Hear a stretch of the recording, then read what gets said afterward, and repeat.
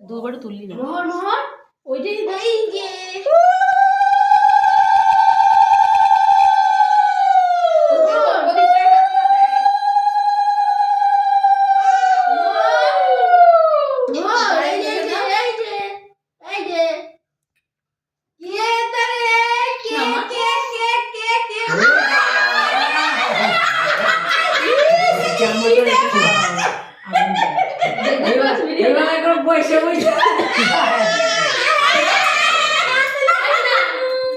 সামনের বেলা দাঁড়িয়ে দাঁড়িয়ে কেক কাটবে।